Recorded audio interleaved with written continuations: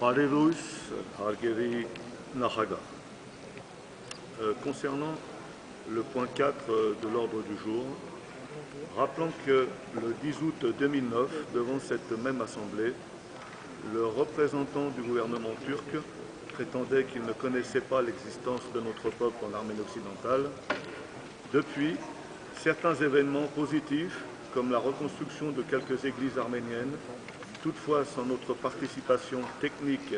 et décisionnelle, démontrent d'une attention qui pourtant représente une goutte d'eau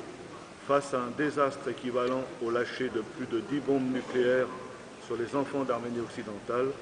c'est-à-dire 2 millions de martyrs, dont la responsabilité incombe à 3 gouvernements successifs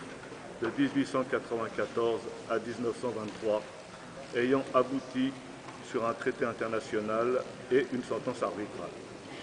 Cependant, nous sommes encore là défendant nos droits et relativement au point 4, la participation de notre peuple aux prises de décision concernant notre présent et notre avenir n'a pas beaucoup évolué et nous ne pouvons pas nous contenter de quelques gestes symboliques alors qu'actuellement, un oléoduc a détruit plus de 1000 km de nos ressources génétiques et qu'un autre est en cours d'étude de construction en direction de l'Europe.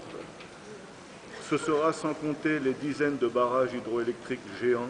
entre le Tigre et l'Euphrate qui ont déplacé des centaines de milliers de mes compatriotes, anéantissant notre patrimoine culturel et archéologique et déstabilisant la situation climatique de nos provinces. Néanmoins, l'article 28 de la déclaration précise que les peuples autochtones ont droit à réparation par le biais notamment de la restitution ou, lorsque cela n'est pas possible, d'une indemnisation juste, correcte et équitable pour les terres, territoires et ressources qu'ils possédaient traditionnellement, ou occupaient ou utilisaient, et qui ont été confisqués, pris, occupés, exploités ou dégradés sans leur consentement préalable, donné librement et en connaissance de cause. La participation de notre Conseil national aux prises de décision concernant entre autres nos territoires et nos ressources reste une évidente revendication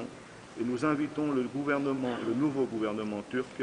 à un dialogue sincère qui devrait pouvoir se concrétiser. Merci, Monsieur le Président.